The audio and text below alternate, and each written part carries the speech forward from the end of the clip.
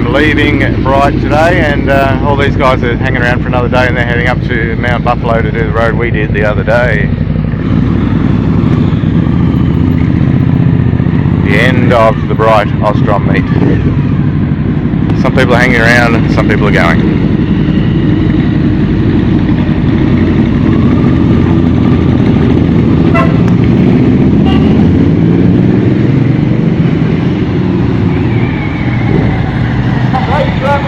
You too.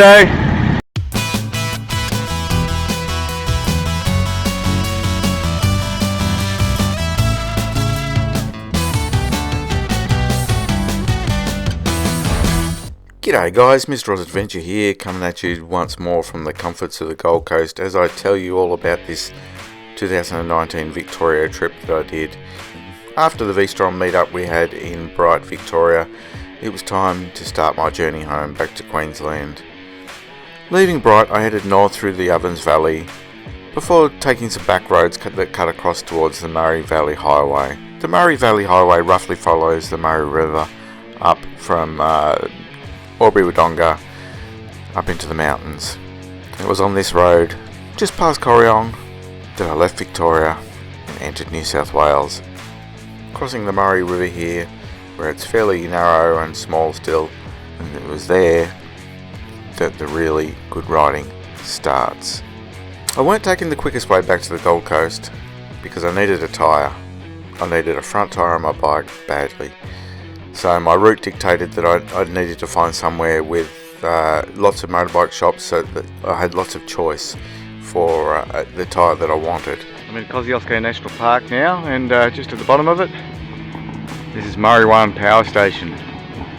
Big Kevin know all about this place. You can hear it cracking and popping and making all sorts of noises.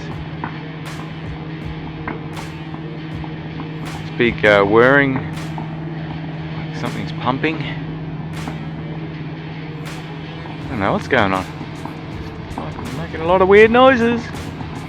So this was a Sunday morning when I left Bright, and I needed to spend a day riding to get somewhere on Monday morning where I could buy a tyre. I thought Canberra's probably my best chance of getting the type of tyre that I want. It's such a shame I had to ride across the snowy mountains to get there. Oh man, of course I was going to choose Canberra when I have to ride that route to get there. What a glorious road it is going over the snowy mountains up the Alpine Way.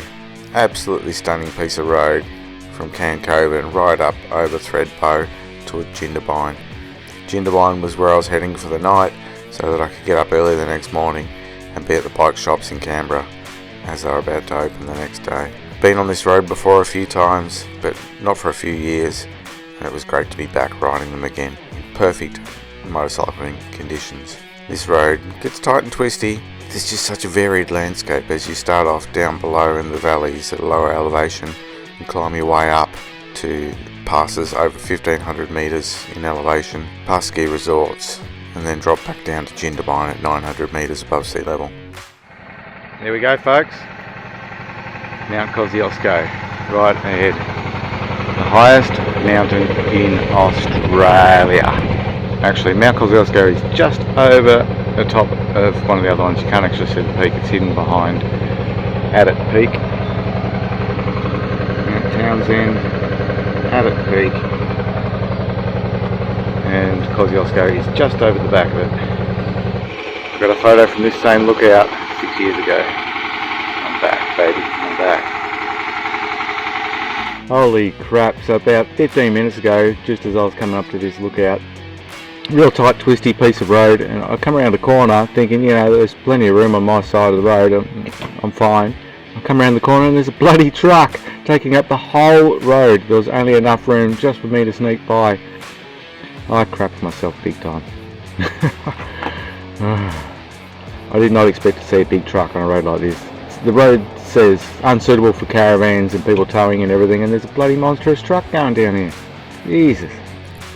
After a short break at the lookout, it was time to get back to the glorious winding and twisting roads. Did I tell you how good this road is? Really? I just love it. I absolutely love this road. It is one of those bucket list roads, the Alpine Way. One of those truly iconic roads in Australia. if you're down that way, anywhere near the Snowy Mountains, I highly recommend getting yourself on two wheels on this road. It is absolutely glorious. Before long, I started seriously climbing up in elevation. The line markings on the road turned from white to yellow, and the vegetation changed from normal gum trees into the snow gums. We're truly in an alpine environment now as we climbed up to the higher elevations.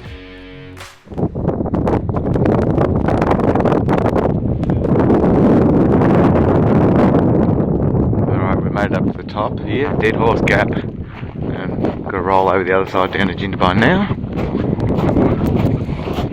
Elevation 1582 metres.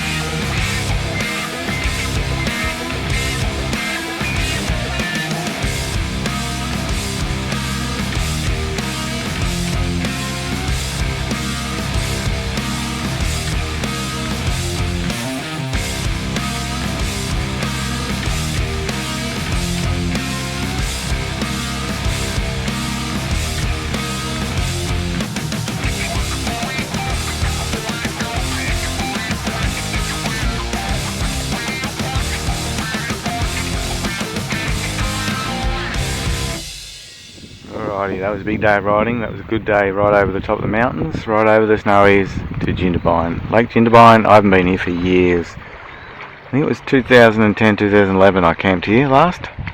It is absolutely glorious. It's so good to be back here. This is the first time camping here on the bike though. Nice and relaxing. Just camping back there behind these caravans. Couldn't get right on the beachfront for some reason. There's empty spots but they didn't put me on them. I don't know why. What an amazing ride that was over the mountains. A few scary moments with a truck halfway around a corner, taking up my side of the road when I just come around this hairpin. And boom, there it was, right in front of me. But yeah, so good over the top, such a good road. Stopped off at Threadbow, took some photos and had a bit of a look around. Lots of mountain bikers around there, lots of hikers, but in winter time it is skiers' heaven. This is the ski town here, Lake Jindabyne. Pretty quiet here in the summertime. It's definitely peak time in winter here in this town. How good is this? Anyway, gonna go and have a shower, bite to eat, have an early night, hit the road for Canberra tomorrow and see if I can get a new tyre for the bike. It is rat shit.